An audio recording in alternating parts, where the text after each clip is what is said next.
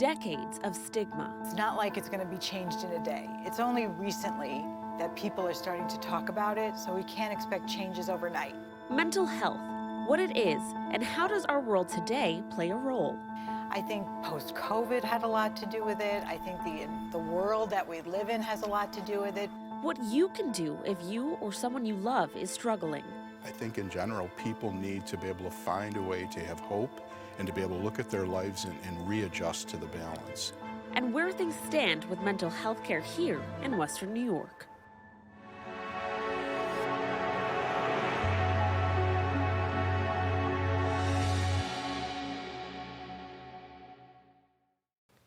Good evening, I'm Chelsea Lavelle. Welcome to Mental Health for You.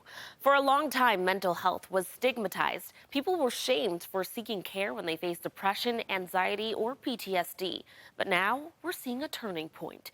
More and more people are putting focus on their mental health, caring for the mind as well as the body. For the last few years, mental health has been at the forefront as major events have taken a toll on people's well-being. In 2020, COVID changed life as we know it. Remote work and school changed the way kids learn and we do business. We worked from home, kept our gatherings small, and wore masks in public. In 2022, tragedy struck here in Buffalo. A racist shooter carried out a mass shooting at Tops in East Buffalo, killing 10 of our own and injuring 3 others. At a time meant to be joyous and spent with family, high winds, blowing snow, and bitter cold came in quick and forced Western New Yorkers inside. The Christmas blizzard of 2022 was unlike anything we had seen before. Over 40 Western New Yorkers lost their lives in that storm. 2023 started with the terrifying collapse of Damar Hamlin during a Monday night Bills game against the Cincinnati Bengals. Our city and the nation came together during his recovery. And in March, the Queen City mourned the death of one of Buffalo's bravest, who gave his life while fighting a massive blaze in the Theater District. Jason Arno was just 37 years old. Tonight, we're going to take a look at the impact these major events had on Western New Yorkers' mental health as a whole. We're joined now by Bob Cannata, Senior Vice President at Spectrum Health Services and Human Services. Bob, thanks so much for coming in. Thank you, Chelsea. Now, it's no surprise that our community is living with mental health impacts. More people than ever before aren't seeing the help they're seeking, right? Mm-hmm. It's funny because when COVID started, you know, it seemed like there was a month or so where we had less calls. I think people were not sure what was going on and they were reacting. And then I think reality hit. And then since then, we've gotten lots of calls, got a lot of requests for services across all of our programs. Yeah. Well, COVID especially had a strong impact on children, right? Kids lost school time, and with that, they also lost important social growth and development, would you say? Absolutely. And you know, what we realized is that the kids, they didn't get those opportunities to just be with each other socially. They did the Zoom things, they did the online things, but they didn't get that chance to, in person, work out how to socialize and also how to resolve conflicts. We have so many kids that they're not sure what to do when they get angry. They're not sure what to do when they have conflicts with each other. So it's kind of like as a community, we're kind of playing catch up and helping the kids get those skills. And how does the child heal when they've kind of, you know, gone through these sacrifices? Well, one thing I really want to say that everybody's affected differently. Like, there have been so many tragedies and so much trauma that's gone on in our community. So people get affected in different ways. I think of the Tops shooting. Everybody was affected, but some more than others. Right. You know, and again, it had racial parts to it. It had socioeconomic parts to it, and the people that live closest to that neighborhood. So there's that. All along with COVID, there were people that have lost family members. Some people lost 2 or 3 family members. So I guess my point is that overall, it's like everyone responds differently. Mm-hmm. But all in all, with the kids, they've just really needed a lot of support and a lot of guidance. And I think above all, like assurance that things will get better. Now, a couple months ago, Buffalo firefighter Jason Arno lost his life to a fire in downtown Buffalo. And of course, a retired police officer who was a top security guard was the first to die on May 14th. Our community grieves when a first responder passes this way. So how can we heal and help the children understand the sacrifices of community helpers? That's a great question. And as a community, we heal in different ways, and I think people are affected in different ways. So we have to be able to talk to kids too, in that we have to be careful of the words that we use depending on their age, but we have to acknowledge with some of the kids that some of the professions and some of the helpers that help us, that do this great service for our community, are at risk for getting hurt. You know, I'd be careful about saying dangerousness, death, those kinds of things to really small kids. But we want to be able to talk with kids honestly, and realize that there's all kinds of professions that are helping, that have some risk associated with it. The other thing too is, you know, there's that thing about not all the superheroes wear capes too. So there's all of the other people that are helping as a community. That, you know, we think of police, we think of firefighters, but there's also all the other people in the community. So, you know, more specifically, when these kind of tragedies happen, people tend to band together. People tend to want help from people that they identify as being like them. Firefighters tend to want to get support from firefighters. Police officers tend to want to get support from police officers. But we have to be careful that we're not expecting that everyone's going to respond the same way. Some people say, you know what, I don't want to talk to someone like me in this role. I want to talk with someone else. So part of the conversation with kids is just being honest. One of the things they need with tragedies and with trauma is to feel safe, you know. So the parent that says in the most supportive words that they can, you know, this is a sad thing that we're going through. Let's talk about it, but know you're safe. Know that I'm here for you.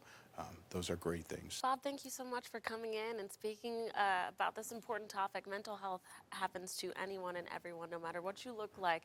And so for you to have these supports and services for people is a big deal. So thank you for what you're doing. You're for our welcome, community. Chelsea. For children who need someone to talk to, whether about school, parent-child relationship problems, or even suicidal thoughts, Spectrum Health has the CARES program. It's a 24/7, 365 days a year response program here in Erie County. Simply call the number on your screen. That's 716-882-4357. And Buffalo Hope is a free, confidential, anonymous 9-to-5 helpline run by Spectrum Health to provide emotional support and give assessments. They can even send counselors to schools and businesses. That number to call is 716-566-6506. Both of those numbers are on our website, WIVB.com. Still ahead on Mental Health for You, the signs that you or someone you love is struggling with mental health and how you can help them.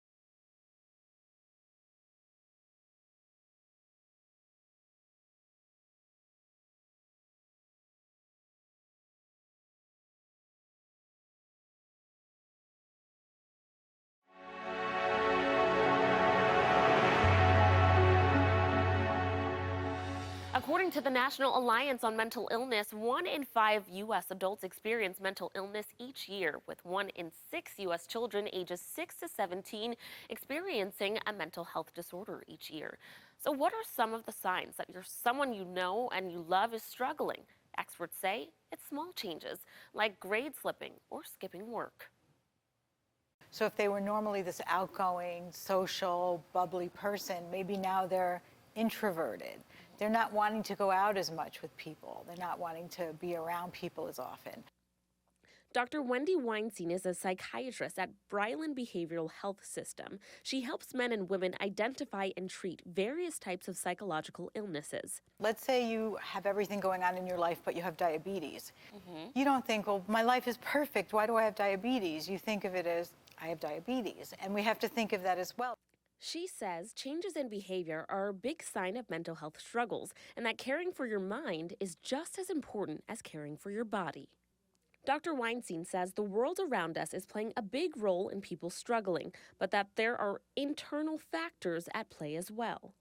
The good news? The stigma around mental health is being broken. But she says it's important that when you see a friend or loved one struggling, the biggest thing you can do is show them support. When you're depressed and you feel terrible about yourself, you don't feel like you deserve help. And so we have to be very gentle and say, you know, I'm noticing that you're missing school, or I'm noticing that you're missing work. Is everything okay? You want to come from a non-judgmental way that says, I'm going to help you.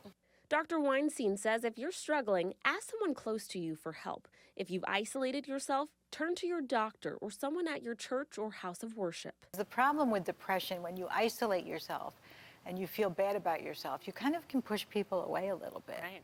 But she says when you do get help, there is hope. You can feel better. You can get back to that mental health that you are aiming for. You can live life to your fullest. Still ahead on Mental Health for You, how local schools are putting a focus on the well-being of their students and communities.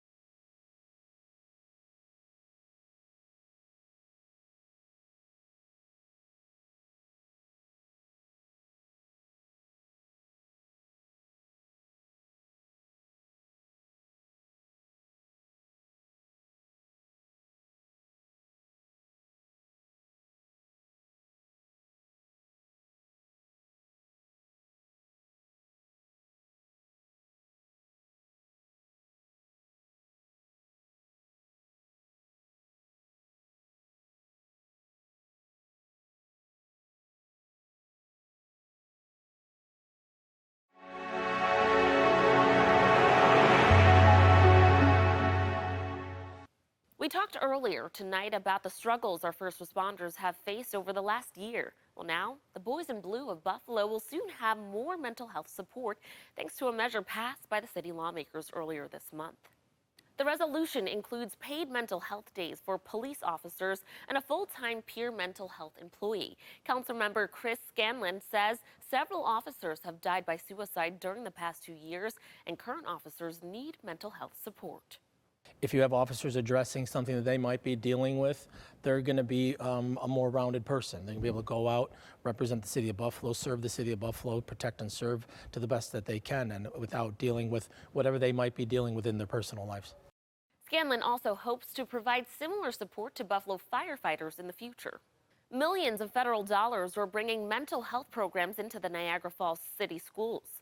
Marley Tuskus has more on the plan that also creates opportunities for local graduate students.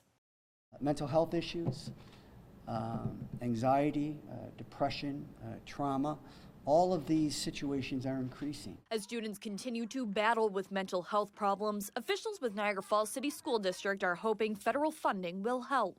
Today, Congressman Brian Higgins announced a $3.5 million grant, which will be rolled out over the course of 5 years. It will build programs throughout the district's elementary, middle, and high schools. Our graduation rate is up to 83.5%. Something that you should know is that along with trauma, we work very closely with diversity, equity, and inclusion. And part of diversity, equity, and inclusion is to make sure that we don't re-traumatize students or the community. School leaders say it became clear they needed to put mental health at the forefront, especially after the pandemic. There is no way to recover from a pandemic like that. That's why we have to drive these services right down into elementary school. The district will also work with graduate students from UB and Niagara University who are studying psychology and social work. They'll work in the school buildings, speaking with kids in need of mental health resources. We thank the district and the congressman for the opportunity for our students and faculty to be able to advance their learning, their craft, and for our students, very honestly, their career development. The Clarence School District is also focusing on mental health. They're expanding mental health services for students and families with a new family support center now open in the high school. The Family Support Center first opened its doors in 2018 in the middle school, but moved to a larger space this school year. It partners with district counselors, outside therapists, and other community partners to provide resources to all Clarence residents. I think it's important to have a center like this, not just to provide that support, but to normalize some of these situations when they're able to see that other students are maybe experiencing the same concerns, other students are also seeking out that support. They're a lot more likely to get that support themselves. The center has hundreds of appointments per quarter. There's been a renewed focus on mental health after the COVID-19 pandemic, which schools are still reeling from. Still ahead on Mental Health for You, we'll take a look at where mental health services stands today in Western New York and where you can get care.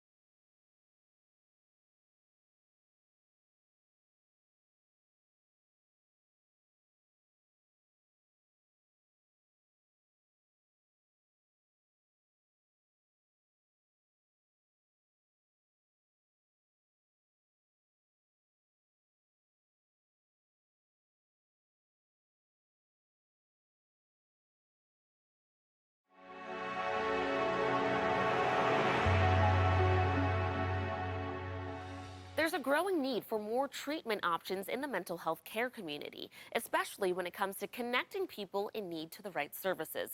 It's a complex system that's been overburdened and underfunded for decades, but thankfully, that's changing. And while it's still a work in progress, it's getting better every day. Luke Moretti reports. Those of us in government, it is a wake-up call. For years, people with mental health issues have suffered in silence. At the darkest hours of most of us, all we want is somebody to talk to us. A system, until now, with limited options. It's very hard, it's very complicated. Just weeks ago, Shame on us if we don't step up and say, no, we're here to help. We can do something. Governor Kathy Hochul brought a wanted and needed message to Western New York. A $1 billion multi-year investment to overhaul mental health care in New York State. It's a new era for New York. We're declaring it so. We're taking on this crisis head on. The plan includes millions of dollars in capital and operating funding for thousands of new residential units. Millions to expand mental health services for school-age children. A dramatic expansion of outpatient services across the state. And closing gaps in insurance coverage for mental health care and substance use disorder services. I anticipate what our capabilities, the community's capabilities, will be significantly enhanced within this year. And those seeds of reform have already begun to sprout in places like Buffalo's Fruit Belt community.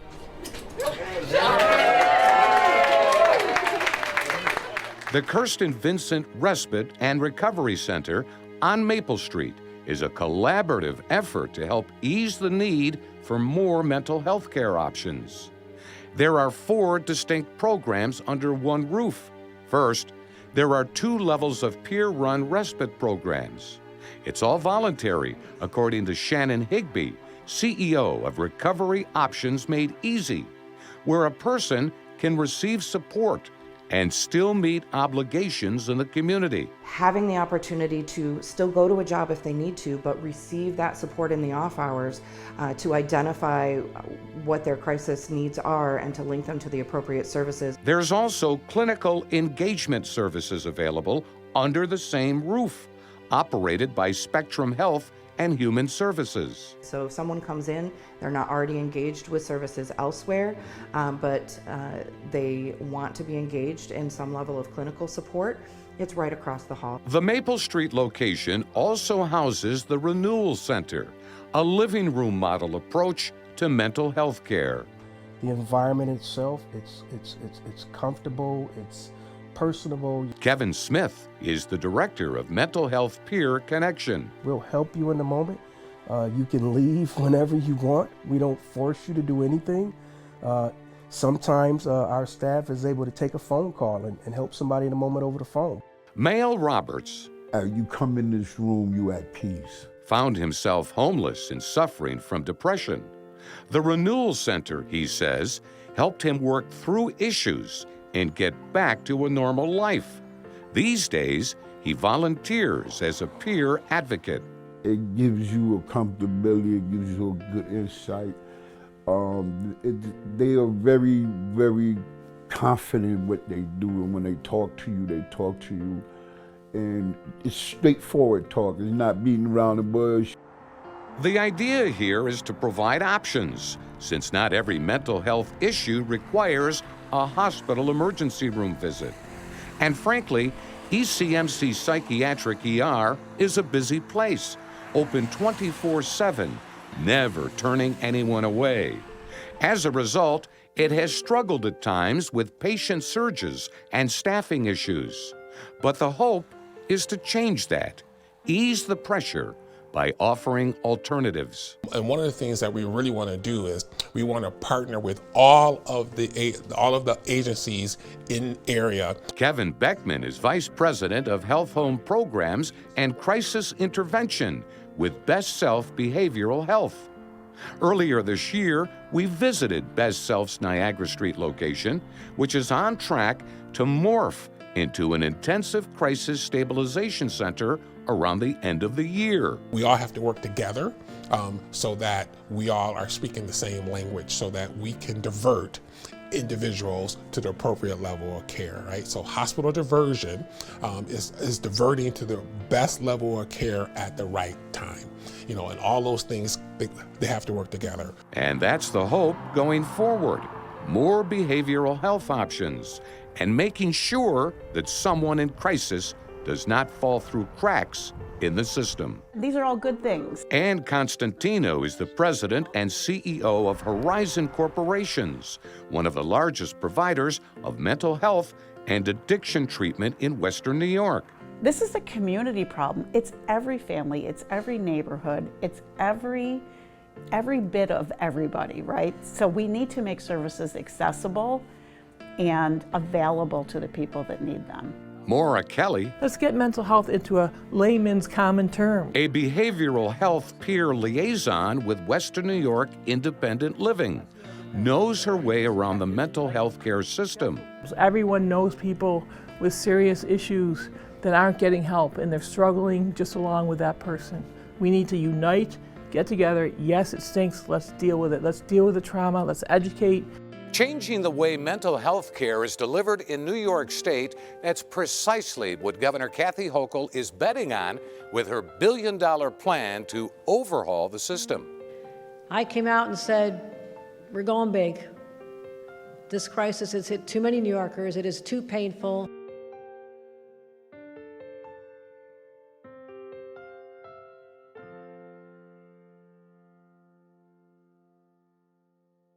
Thank you for tuning into Mental Health for You. Please join us now on Facebook Live, where you can talk one-on-one with the experts. I'm Chelsea Lavelle. Have a good night.